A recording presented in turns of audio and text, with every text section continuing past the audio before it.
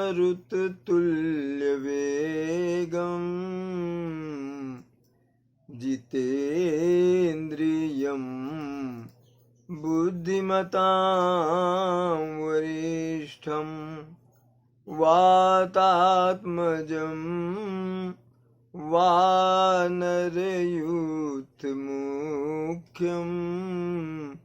श्रीरामदूतं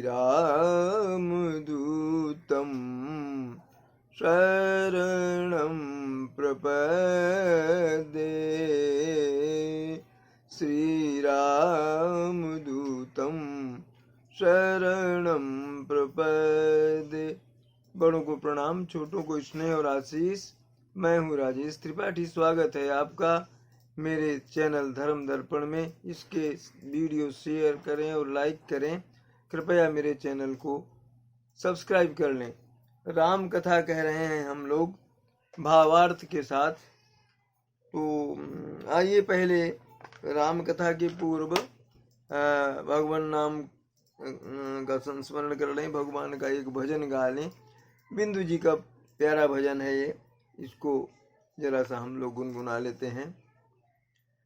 भजन श्याम सुंदर का करते रहोगे, भजन श्याम सुंदर का करते रहोगे तो संसार सागर से तरते रहोगे।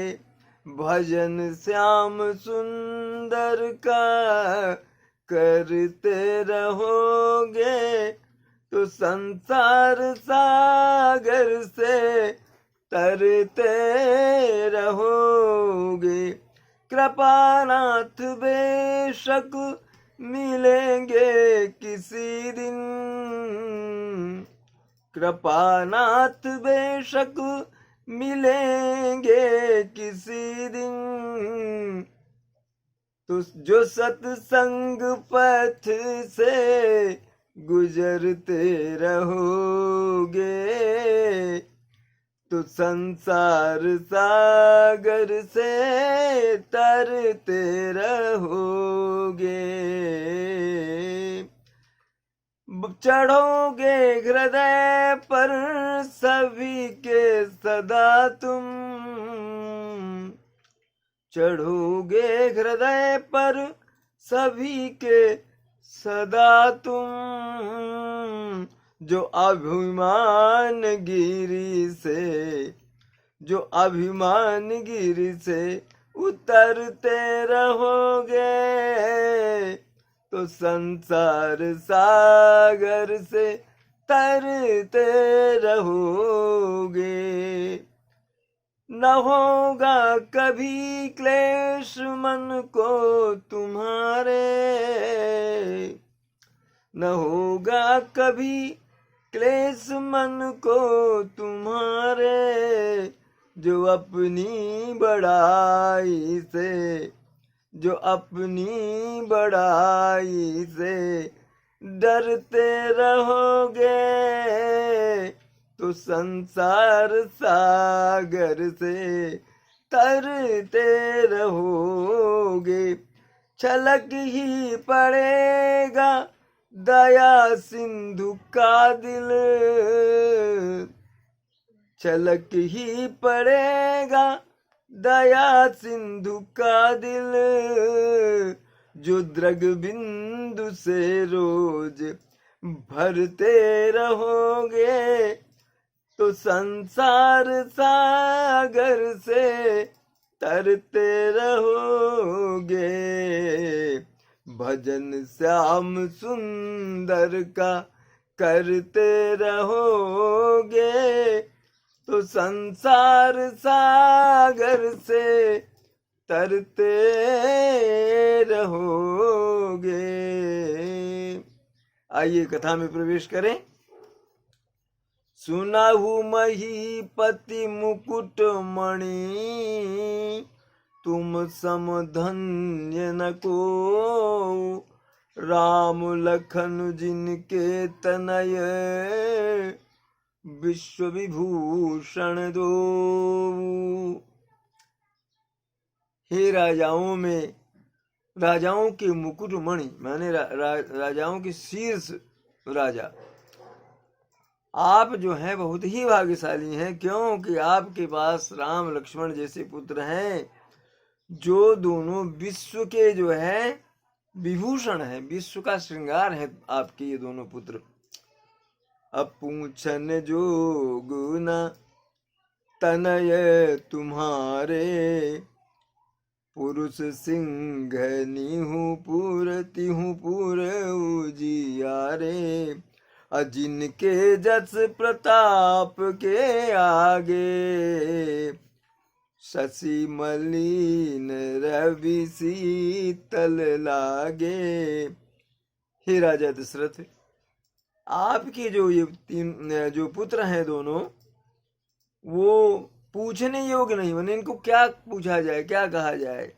ये तो पुरुष सिंह हैं तीनों लोकों में जो है ये प्रकाश स्वरूप विद्यमान है जैसे, और कोई नहीं है जो राम लक्ष्मण जो हैं, और जिनके सामने कोई इनके समान नहीं है, और जिनके सामने, जिनके यश के सामने, जिनकी कीर्ति के सामने चंद्रमा जो है वो मलिन पड़ जाता है और सूर्य शीतल पड़ जाता है, ऐसे हैं आपके पुत्र। तीन कहा कहिया नाथ किमि चीन्हे, और देखिए रवि की दीप कर लीन्हे, सिय स्वयंवर भूप अनेका, समिटे सुभट एक ते एका। और आपके इतने प्रतापी और इतने ऐश्वर्यवान और इतने उज्जवल जो पुत्र हैं दोनों, उनके बारे में कहते हैं कि मैंने उनको कैसे पहचान लिया। हे राजन, हे दशरथ, अरे सूर्य को पहचानने जानने के लिए क्या दीपक दिखाना पड़ता है? और सीता के स्वयंवर में तो अनेक बड़े बड़े भट्ट और बड़े बड़े बलशाली राजा आए थे, और एक से एक प्रतापी।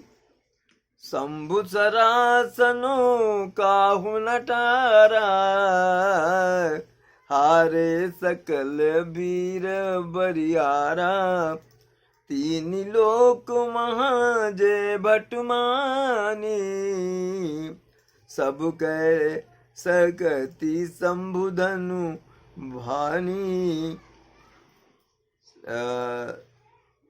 किसी से भी, इतने इतने बड़े बलशाली राजा आए थे, किसी से भी धनुष का टूटना तो दूर है, किसी से टारा नहीं गया धनुष, तिल भर टार नहीं सके वो।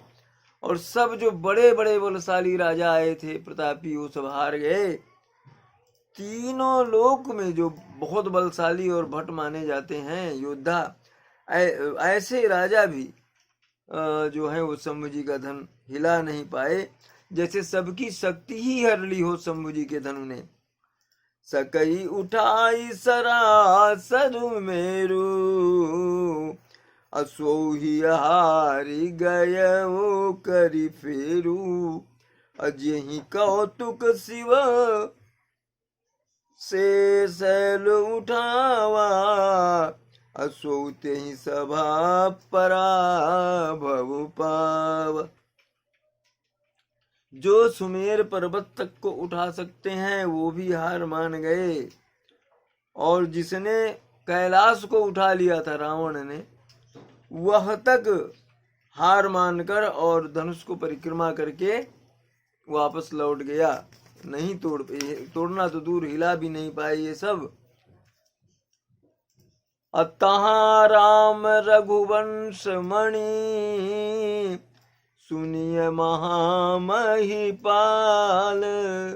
भंजव चाप प्रयास बिनु, जिमी गज पंकज नाल।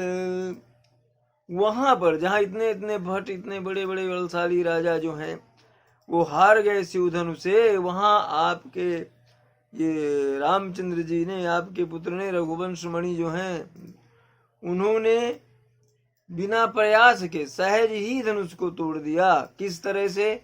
जैसे कोई हाथी जो है वो कमल की नाल को तोड़ दे, इस तरह से सहजता से उन्होंने तोड़ दिया। सुनि सरोस भृगुनायक आए, और बहुत भांति तीन आँखी दिखाए, देख राम बलु निज धनु दीना, करी बहु विनय गवन बन की ना। धनुष तो टूट गया, सीता ने वरमाला भी डाल दी। उसके बाद एक और संकट आ गया। धनुष भंग सुन करके परशुराम जी आ गए और बहुत तरह से क्रोध हो करके वो राम और लक्ष्मण को क्रोध से डांटते रहे, प्रलाप करते रहे। उसके बाद क्या हुआ कि जब काफी देर हो गई तो उन्होंने अपने हाथ का विष्णुधन राम को दिया और कहा कि तुम इसको खींच दो तो मेरे मन का संदेह मिट जाए क्या तुम वही हो जो मैं सोच रहा हूँ। तो बोले वो हाथ से उनके धनुष चढ़ गया और उसके बाद वो उनको प्रणाम करके और तपस्या करने के लिए वन चले गए परशुराम जी। ये सारा हाल उन्होंने पत्रिका में लिखा है जनक ने। और राजन रामो अतुल बल जैसे,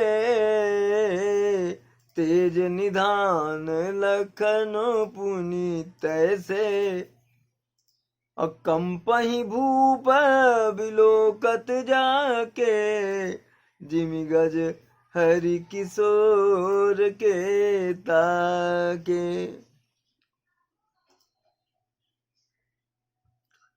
राजन राम अतुल बल जैसे, रामचंद्र जी का तो कहना ही क्या, राजन वो तो अतुल बलशाली हैं और और उनके जो छोटे भैया हैं वो भी बहुत तेज निधान है, बहुत ही बलशाली हैं। कैसे? उनको देख करके राजा ऐसे कांप गए जैसे कि हाथी जो है वो सिंह के बच्चे को सामने देख करके कांप जाता है। ऐसे लक्ष्मण के लिए कहा राजा जनक ने, लिखा है।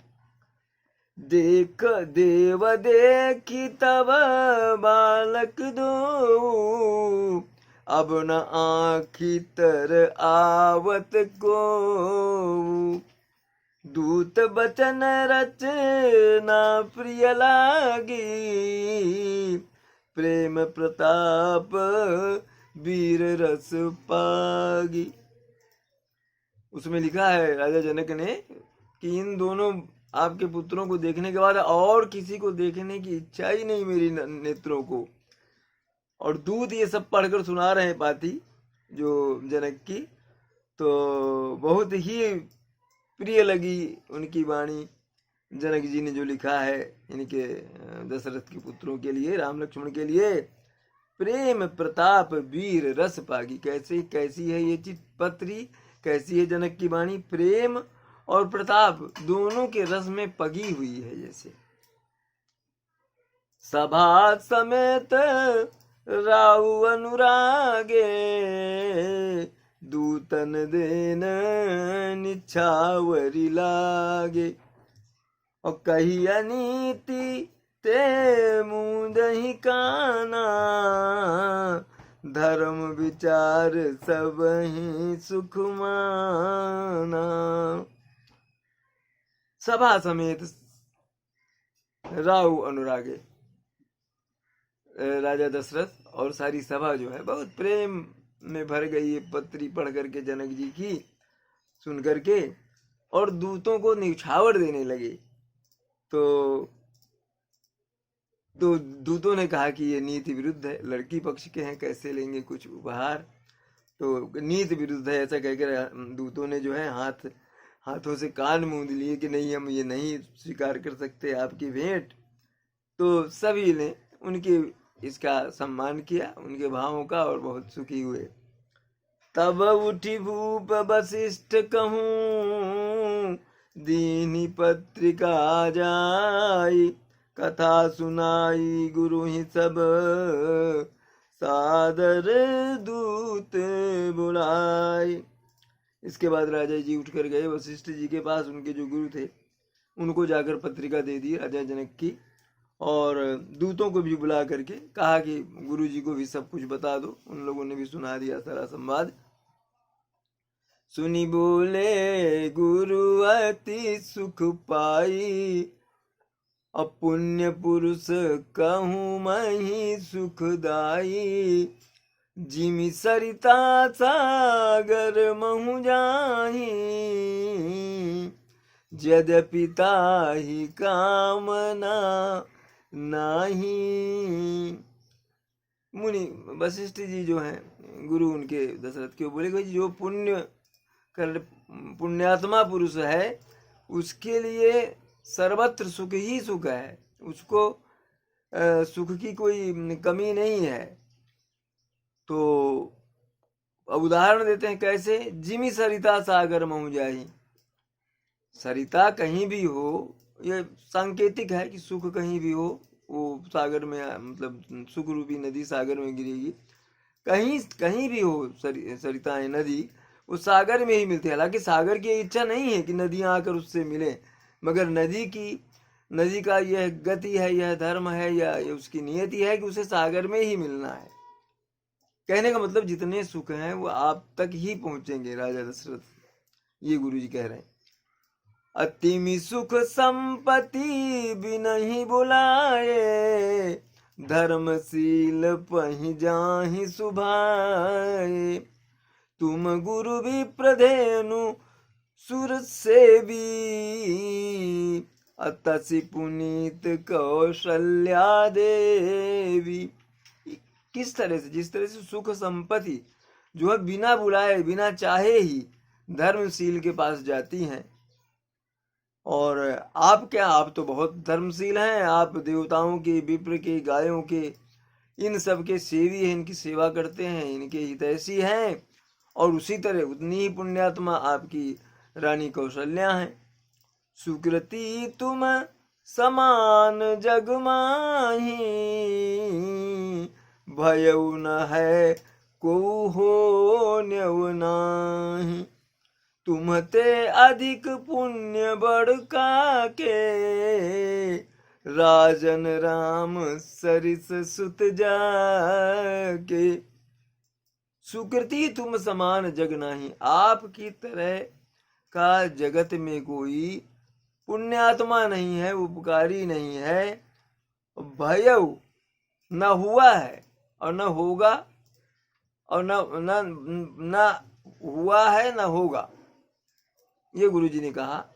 और आपसे अधिक पुण्यात्मा कौन हो सकता है जिसे राम ही पुत्र के रूप में मिल गए हों।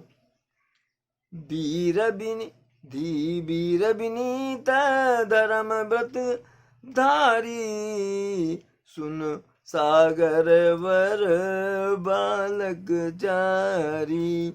गुण सागर बर बालक चारी, तुम कहूँ सर्व काल कल्याणा। सजहु बरात बजाई निशाना। तुम्हारे विनयी, वीर और धर्म का पालन करने वाले 4 पुत्र हैं, और जो सुंदर हैं, गुण के सागर हैं। और आपको सब समय सारे उसमें ही कल्याण है। आप कुछ सोचिए मत, दुंदुभी निशान और गाजे बाजे बजवाइए और बारात सजा करके जनकपुर चलिए। चलहु बेगी सुनि गुरु बचन,